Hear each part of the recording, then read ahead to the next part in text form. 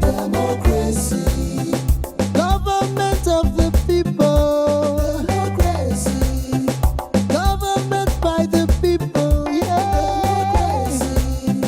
Government by the people. The budget is supposed to be public. It's supposed to be released like a public statement. Should it be on the roadside? Are you just supposed to pick it up on the roadside? There has to be a way to get it, and have they gone to those usual ways and asked for it? Exactly, they haven't gotten it. When the budget gets signed, the Minister of Finance is supposed. There is a popular saying that the youth are the future leaders of tomorrow. Does this then assume that society will run itself nicely until young people at some distant point in future take over the reins? The reality is that for Africa to solve its unique socio-economic and political development challenges, the energy, brains, imagination, and talents of young people are absolutely crucial.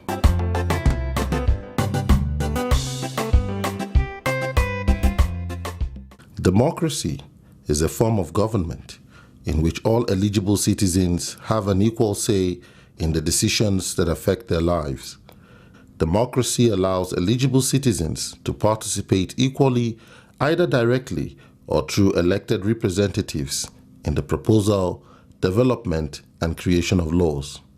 It encompasses social, economic, and cultural conditions that enable the free and equal practice of political self-determination.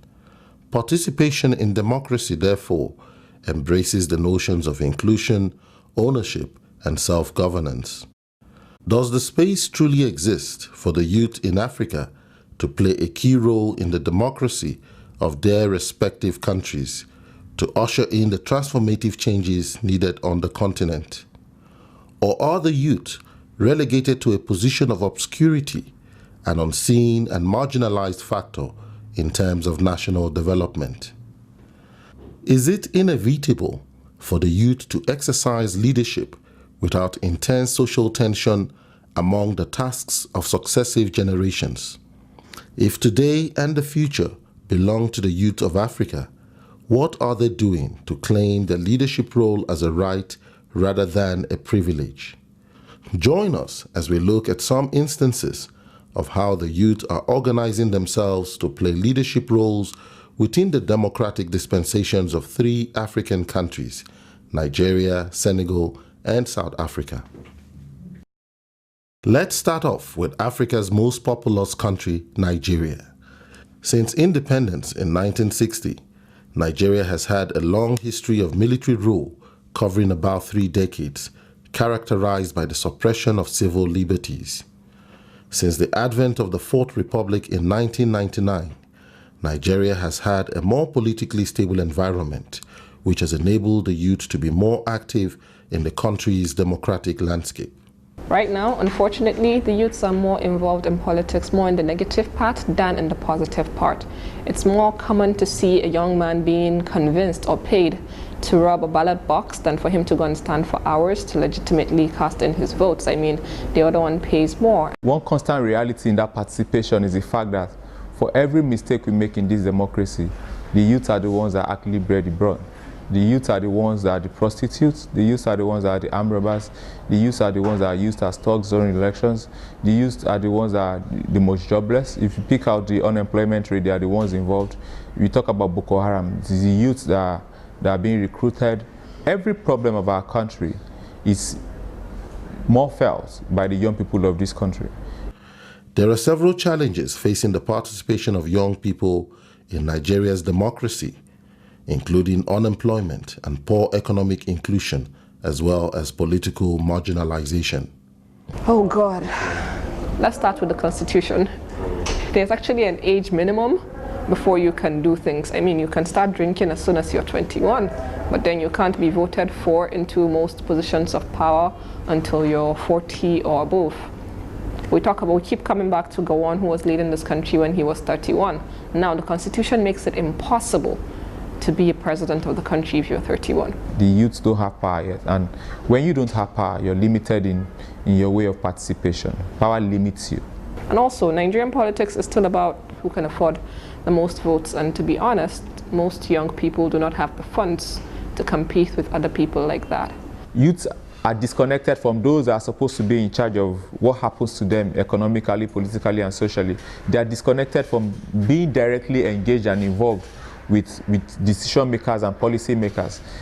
And that leads to frustration. And that frustration gets told in terms of terrorism in the north. It gets told in terms of area boys and touts in the southwest. It gets told in terms of kidnapping in the southeast. It gets told in the form of all the vices that look like they are strangling Nigeria to its death. Irrespective of the foregoing challenges, the youth in Nigeria have shown within the current democratic dispensation that they are able to mobilize themselves as a powerful voice to influence policy. An interesting example is the Occupy Nigeria movement, which facilitated nationwide demonstrations involving several millions of young people.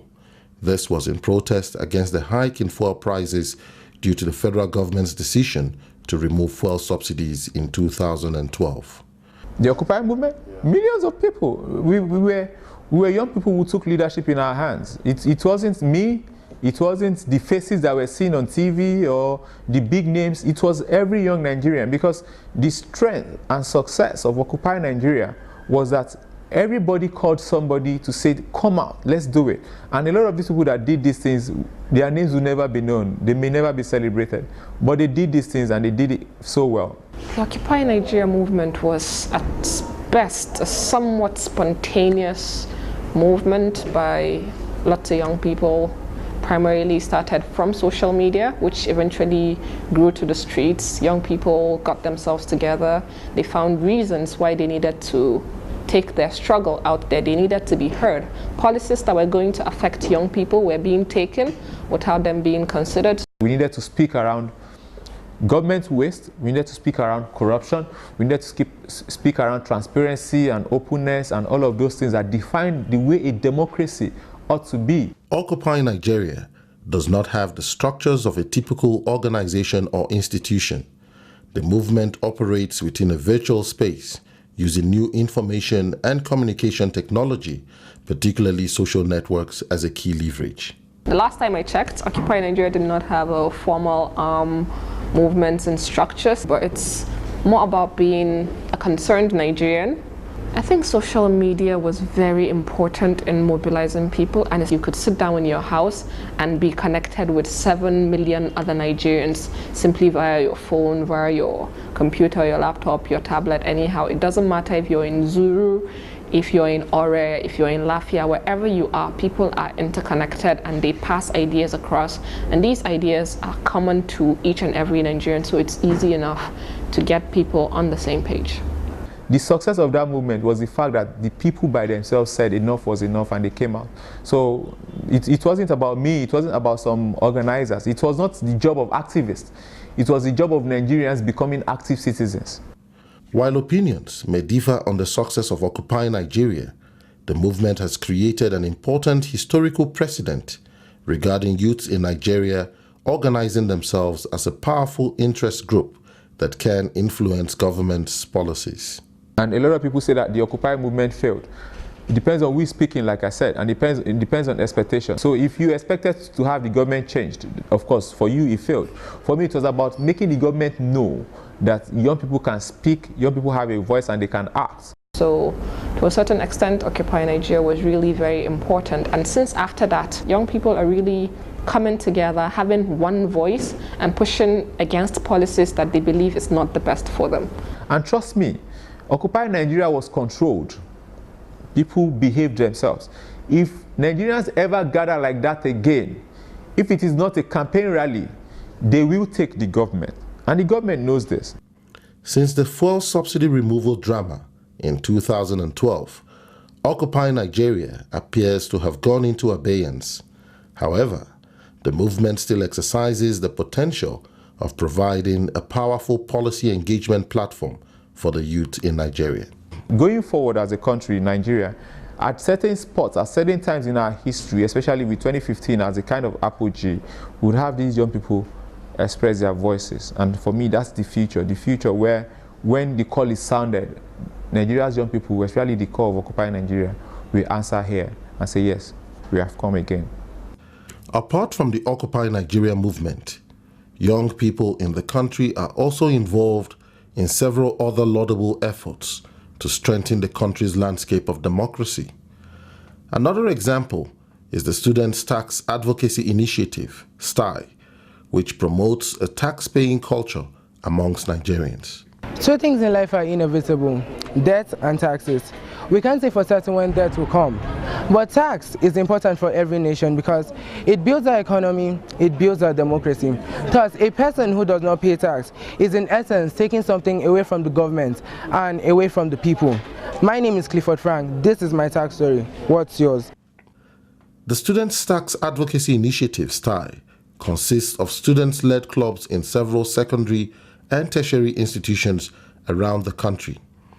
It is a collaboration between the Federal Inland Revenue Service and the Society for Youth Empowerment in Nigeria to educate students on taxation and to enlist them as advocates for tax in their respective communities as well as the larger society. This is based on the recognition that firstly, Nigeria does not have a strong tax-paying practice, and secondly, taxation plays a key role in building a vibrant economy as well as a stronger democracy by providing a pact between the citizens and the state towards socio-economic development and service delivery. From Nigeria, let's move on to Senegal, which is a francophone country on the West African coast.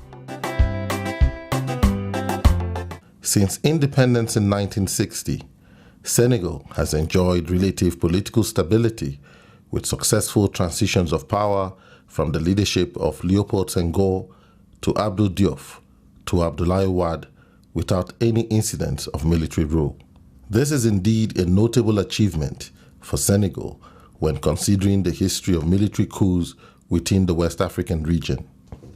The transition of power from Abdoulaye Wade to Macky Sall in 2012 showed the maturity of Senegal's democratic tradition as well as the collective strength and leadership of the youth in the country. In the run-up to the presidential elections, public dissent began mounting in 2011 when Abdoulaye Wade sponsored a bill to have the Senegalese constitution amended, firstly to have a lower threshold of 25% of the votes for the president to be re-elected into office, and secondly, to introduce a clause enabling the president to have a running mate, which many observers believed at the time would pave the way for Abdoulaye Wade to be succeeded by his son. On June 23, 2011, the youths from Mouvement du Ventre Joie and the Yanama movement, in conjunction with youth from the opposing political parties, organized a demonstration in front of the National Assembly to prevent the bill proposed by Abdoulaye Wade from being passed by members of the parliament. The protest was so unprecedented and attracted a massive number of people who collectively demanded that the National Assembly uphold the tenets of the Senegalese constitution. The demonstrations intensified, with notable clashes between the youth and security forces.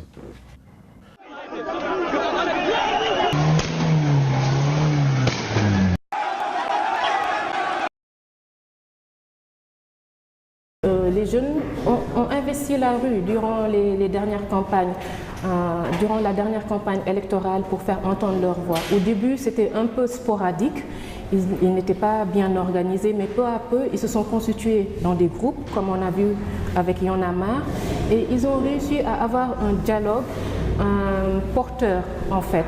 Et à la fin, on a pu, en fait, ils ont eu le statut de leader. Ok, bon, le mouvement Y'en a marre est né le 16 janvier 2011 au Parcelles, au QG.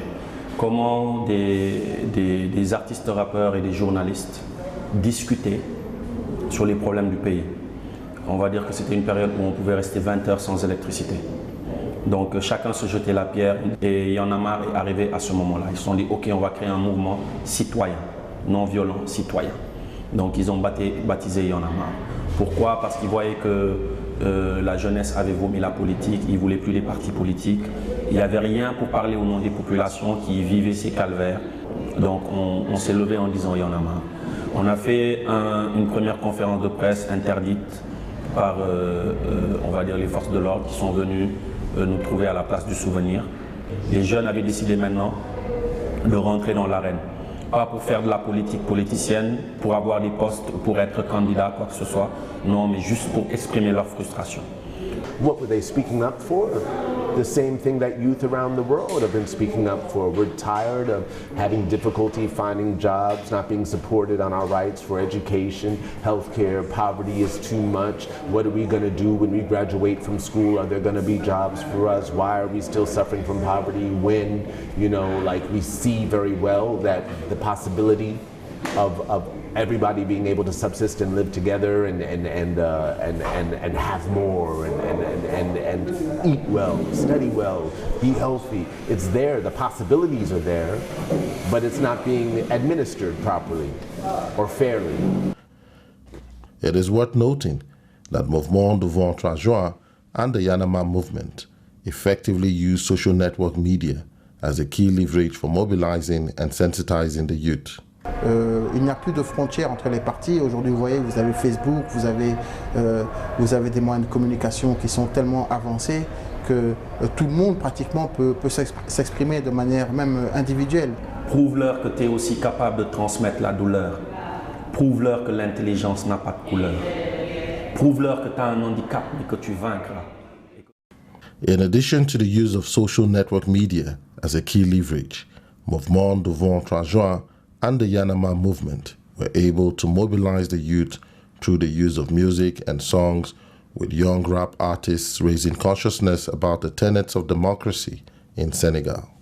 Part of the message from Mouvement Devant 3 Juin and the Yanama movement is the concept of the new type of Senegalese aspired to by the youth of Senegal.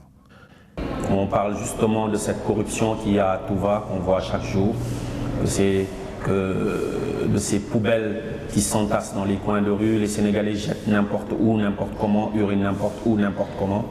Le fait de venir à l'heure, quand on te donne une heure, les gens parlent d'heure sénégalaise, alors que l'heure c'est l'heure. Donc on essaie de transmettre ça, et surtout le changement de comportement et de mentalité. Despite the successes of Mouvement Devant 3 Juin and the Yanama movement during the build-up to the presidential elections of 2012, the battle still appears to be far from over for the youth in Senegal. Nous avons eu ce qu'on appelle les mouvements du 23 juin et beaucoup d'autres actions que la jeunesse a portées pour faire tomber le régime d'Abdoulaye Wade. Mais il semble aujourd'hui que ce combat-là est confisqué par la vieille garde politique qui s'attache vraiment à conserver ses pouvoirs et comme à l'habitude, ils nous utilisent, nous les jeunes, entre guillemets, pour aller au front, mais ensuite on se rend compte que rien ne change, que le système demeure. From Senegal, we now proceed to South Africa, which is the continent's largest economy, to look at some instances of how the youth are participating in the country's democracy. The youth movement have been a key factor in the history of the struggle for national liberation in South Africa. Today, June 16, the day of the Soweto uprising, is designated as the National Youth Day, when South Africans honor young people and bring attention to their needs. Within this context, the Youth League of the African National Congress, the ANC in South Africa, is one of the most prolific political youth movements on the continent. Since its formation in 1944, the ANC Youth League has contributed to the development of leaders like Nelson Mandela, Walter Sisulu, Oliver Tambo, Thabo Mbeki, Malusi Gigaba, and Fikile Mbalula. The ANC Youth League has also provided a radical voice for the concerns and interests of youths in South Africa. In addition, the ANC Youth League has been involved in policy engagement, including recently calling for the nationalization of mines in South Africa. The the motive why they had to form the Youth League was to ensure that they bring life to the ANC. They need to make it a point that there is radical implementation of programs, so that when we talk of whatever programs that the ANC is involved at, but also youth finds a voice, and to make it a point that it responds to the generation of those times. Our Congress, we adopted that we need to adopt a program of economic freedom in our lifetime. I think that is, as the ANC did manage to transform the country politically, but economically we have not transformed. So the Youth League is actually driving that campaign to have economic freedom in our lifetime. Mandla, down with poverty, down with unemployment, down. Mandla.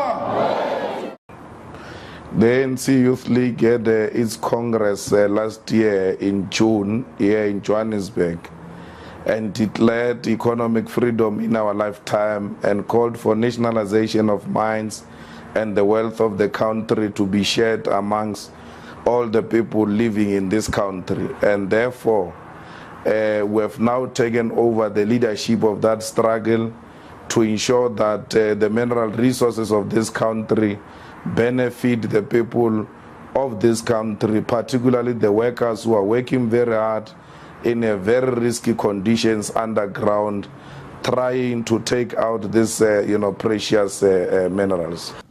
In November 2011, the then ANC Youth League president, Julius Malema, and some of his office bearers were suspended from the ruling party for bringing the party into disrepute. As a result, Julius Malema had to vacate his position. On 17 March 2013, the ANC National Executive disbanded the Youth League's National Executive Committee, a move that was widely seen to be a purging of office bearers from a rival faction within the party. Challenges that you are faced currently are the social ills that you are facing as the youth, whereby you find that we tend to undermine what democracy means, or our role as young people. We cannot differentiate between vibrancy and discipline. One of the myths about the ANC Youth League since 1990, when the ANC became a legal organization again, is that it's been an immensely powerful organization. It hasn't been a powerful organization. What has happened is that young people have energy, young people have enthusiasm, and where senior politicians, older politicians have managed to get the support of the Youth League, they then get very enthusiastic support. But that doesn't mean the Youth League has been taking the decisions. And Julius Malema and the people who were in the leadership with him are no exception. They were in effect doing the bidding of a senior faction in the ANC. And that is why we heard a great deal of myth about how Julius Malema had support from poor people and support from unemployed young people and so on. All of this has now turned out to not be true, as some of us said, because really the reason he was in the job was not because he had the support of many young people. He was in the job because he had the support of senior politicians. And so as soon as that was taken away, he now says that people won't return his telephone calls because he's really faded from the political scene. Post-1994, the youth in South Africa are fighting a new battle against poverty, unemployment, and economic exclusion in a country characterized by two economies, with one of the highest income inequalities in the world today. The challenges facing the youth currently in South Africa is unemployment and poverty, which is it's a dire. It's actually very. If you go to areas like Soweto, you go to areas like Tembisa, Diepkloof, you find that the youth are sitting and doing nothing. Government creates the environment for young people to participate in the economy, but young people themselves must have the drive, must take the initiative to access the opportunities that government presents. Hence now you find that there is a lack of participation because they sort of say that they lost confidence in our government. So if we believe those people are not doing what they are supposed to be doing, then we have the power to change them. That's why you call it democracy. If someone is not doing something that you like, and change it to someone who can do it. If the government is not doing anything for you as a young person, why do you keep returning the same government to govern you? Change it, try something new. Looking at our case studies from Nigeria, Senegal, and South Africa, we can discern the following issues about youth and democracy in Africa. Firstly, many young people in Africa are concerned about the dividends of democracy, particularly having a responsible and accountable government that fosters socio-economic development, provides good service delivery and social amenities, as well as ensures an enabling environment for the self-actualization of its youthful population. Secondly, unemployment and economic exclusion are general challenges that impact on the quality of youth participation in democracy on the continent. It is also apparent that while the youth are usually at the forefront of most civil uprisings, they appear to be relegated to the background afterwards. In addition, there is the need for the development of transformative youth leadership that is able to talk the talk and walk the talk. Linked to this is the need to strengthen youth organizations to be better organized with proper structures, processes, and leadership. Furthermore, our youth need to find a space within the democratic landscape of their respective countries. In some instances, they have to negotiate and sometimes fight with the previous generation for this space. It is important to note that when the youth face long-term entrenched isolation from democratic and economic processes, the state leaves itself vulnerable to instability, social unrest, and in the most extreme case, total collapse of the state. Clearly, the advent of new information and communication technology, including social networks, provide massive opportunities for the youth to organize themselves as powerful interest groups. It is, however, important to strengthen the solidarity linkages amongst the youth on the continent and mainstream the special needs of marginalized and informal youth groups. Finally, it is important to note that active citizenship and participation of our youth in the social, economic, and political development at community, national, and international levels will continue to be the key to transformative changes in the democratic governance and sustainable development of Africa.